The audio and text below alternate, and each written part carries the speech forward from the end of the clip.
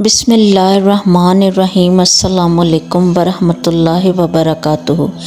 امیر المؤمنین حضرت عمر بن خطاب رضی اللہ تعالیٰ عنہ نے ایک دیہاتی سے گھوڑی خریدی، اسے قیمت ادا کی، اس پر سوار ہوئے اور چل دیے۔ ابھی تھوڑی دور ہی گئے تھے کہ وہ لنگڑانے لگی۔ آپ اسے واپس موڑ کر اس شخص کے پاس لے آئے جس سے خریدی تھی۔ فرمایا، یہ گھوڑی واپس لے لو، یہ لنگڑاتی ہے۔ بیچنے والے نے کہا، امیر المؤمنین، یہ میں واپس نہیں لوں گا کیونکہ میں نے صحیح حالت میں آپ کے ہاتھ فروخت کی تھی۔ امیر المؤمنین حضرت عمر رضی اللہ تعالیٰ عنہ نے فرمایا، چلیے فیصلے کے لیے کسی کو منصف مقرر کر لیں جو میرے اور آپ کے درمیان عدل و انصاف کی بنیاد پر فیصلہ کرے۔ اس لیے کہ اسلامی اصول یہ ہے کہ دو آدمیوں میں اختلاف ہو تو تیسرے کو حکم یا فیصلہ کرنے والا بنانا چاہیے کہ وہ ان دونوں میں فیصلہ کرے، لہٰذا انہوں نے اپنے درمیان ایک حکم بنا لیا۔ بدوی نے کہا، کیا شریح بن حارث قندی کا فیصلہ آپ کو منظور ہوگا؟ حضرت عمر رضی اللہ تعالیٰ عنہ نے فرمایا، مجھے منظور ہے۔ لہٰذا دونوں فیصلہ کرانے کی غرض سے قاضی شریح رحمۃ اللہ علیہ کے پاس پہنچے۔ انہوں نے پہلے دیہاتی کی بات پورے اطمینان سے سنی، پھر حضرت عمر رضی اللہ تعالیٰ عنہ سے کہا، امیر المؤمنین، کیا یہ گھوڑی جس وقت آپ نے خریدی تھی اس وقت صحیح چل رہی تھی اور سالم تھی؟ فرمایا، ہاں۔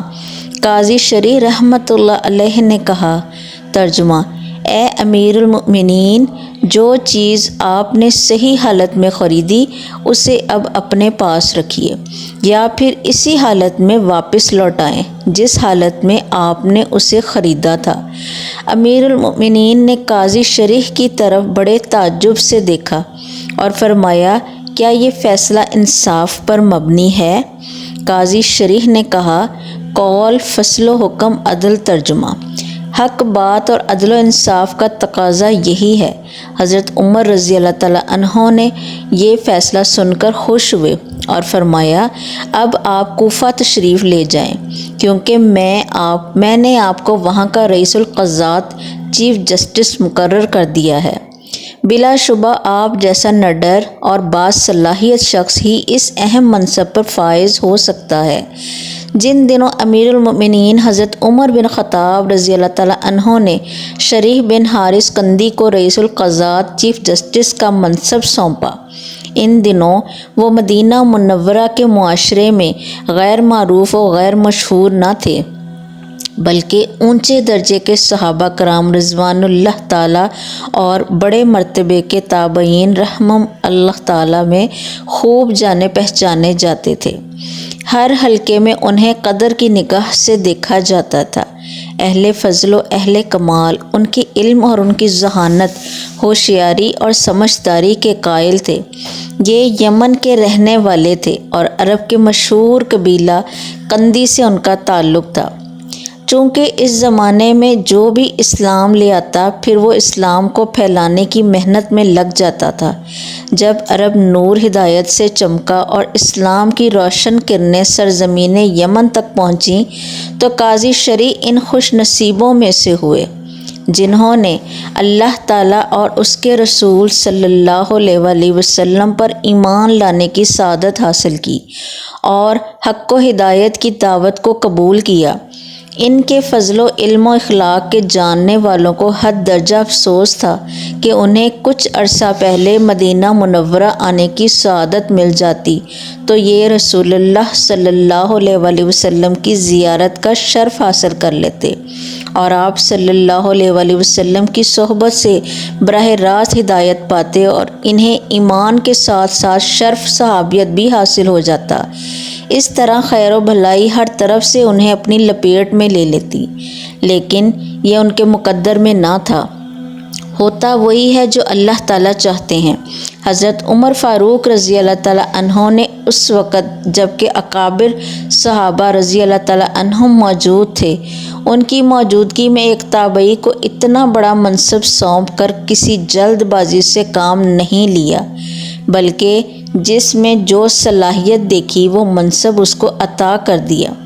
اس لیے آپ کے بعد حضرت عثمان، حضرت علی، حضرت معاویہ رضی اللہ تعالیٰ عنہم سب نے ہی اس کو اس عہدے پر قائم رکھا، یہاں تک کہ حضرت معاویہ رضی اللہ تعالیٰ عنہ کے بعد کے خلفاء بنی امیہ نے بھی آپ کو اس منصب پر قائم رکھا۔ الحمدللہ آپ نے 107 سال تک عمر پائی، جس میں سے 60 سال تک اللہ تعالیٰ کی دی ہوئی توفیق سے قاضی کی حیثیت سے خدمات سر انجام دی۔ مسلمانوں کی تاریخ کے صفحات قاضی شریح کے مبارک عدالتی فیصلوں، پسندیدہ اقوال اور قابل رشک کارناموں سے بھرے ہوئے ہیں، جس سے ہر خاص و عام فائدہ اٹھاتا ہے، اور اسلام کی اس مبارک نظام کی بلندی اس کے دل و دماغ میں بیٹھ جاتی ہے۔ ان میں سے ایک فیصلہ ملاحظہ ہو۔ ایک روز حضرت علی رضی اللہ تعالیٰ عنہ کی پسندیدہ اور قیمتی زرہ جو جنگ کے زمانے میں حفاظت کے لیے پہنی جاتی ہے، گم ہو گئی۔ تھوڑے ہی عرصے بعد انہوں نے ایک ذی شخص، مسلمان حکومت کے ماتحت رہنے والا غیر مسلم کو دیکھا کہ وہ زرہ کوفے کے بازار میں بیچ رہا ہے۔ حضرت علی رضی اللہ تعالیٰ عنہ نے اس زرہ کو دیکھتے ہی پہچان لیا اور فرمایا، ترجمہ: ارے یہ زرہ میری ہے، ایک رات دوران سفر راستے میں اونٹ پر سے گر گئی تھی۔ ضمی نے کہا، ترجمہ: امیر المؤمنین یہ میری زرہ ہے، اس لیے کہ یہ میرے قبضے میں ہے۔ حضرت علی رضی اللہ تعالیٰ عنہ نے فرمایا، ترجمہ: یہ زرہ تو میری ہے، نہ تو میں نے یہ کسی کے ہاتھ بیچی ہے اور نہ ہی میں نے کسی کو تحفے میں دی ہے۔ ضمی نے کہا، ترجمہ: میرے اور آپ کے درمیان کوئی مسلمان قاضی جو فیصلہ کر دے مجھے منظور ہے۔ حضرت علی رضی اللہ تعالیٰ عنہ نے فرمایا، آپ درست کہتے ہیں، چلیے ابھی قاضی کے پاس چلتے ہیں۔ دونوں قاضی شریح رحمۃ اللہ علیہ کے پاس چلے گئے اور وہاں عدالت میں جا کھڑے ہوئے۔ قاضی شریح رحمۃ اللہ علیہ نے حضرت علی رضی اللہ تعالیٰ عنہ سے پوچھا، آپ کیا کہنا چاہتے ہیں؟ حضرت علی رضی اللہ تعالیٰ عنہ نے فرمایا، میں نے اپنی یہ زرہ اس شخص کے پاس پائی ہے جو مجھ سے فلاں رات میں فلاں جگہ سفر کے دوران گر گئی تھی، اور اس شخص نے نہ تو یہ زرہ کسی سے خریدی ہے اور نہ اس کے پاس کسی کی طرف سے ہدیہ آئی ہے، لہٰذا یہ زرہ مجھے واپس دلا دی جائے۔ قاضی شرح نے ضمی سے کہا، آپ اس کے متعلق کیا کہنا پسند کریں گے؟ اس نے کہا، یہ زرہ میری ہے، چونکہ اس وقت میرے قبضے میں ہے اور میں امیر المومنین پر کسی قسم کا کوئی الزام لگانا نہیں چاہتا ہوں۔ قاضی شریح نے حضرت علی رضی اللہ تعالیٰ عنہ کی طرف دیکھا اور ارشاد فرمایا، امیر المؤمنین، آپ کے سچا ہونے میں مجھے کوئی شک نہیں، یہ زرہ بلا شبہ آپ کی ہے، لیکن چونکہ اس وقت مقدمہ عدالت میں ہے، اسے اپنی ملکیت ثابت کرنے کے لیے آپ کو 2 گواہ پیش کرنا ہوں گے۔ حضرت علی رضی اللہ تعالیٰ عنہ نے فرمایا، ہاں، میرا غلام قمبر اور میرا بیٹا حسن میرے حق میں گواہی دیں گے۔ قاضی شریح رحمۃ اللہ علیہ نے کہا، ترجمہ: امیر المؤمنین، غلام کی گواہی آقا کے حق میں اور بیٹے کی گواہی باپ کے حق میں قابل قبول نہیں۔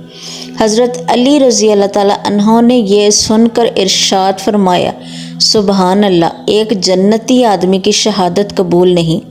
کیا آپ نے رسول اقدس صلی اللہ علیہ وآلہ وسلم کو یہ فرماتے ہوئے نہیں سنا، الحسن والحسین سید اشباب اہل الجنت، حسن اور حسین جنتی نوجوانوں کے سردار ہیں؟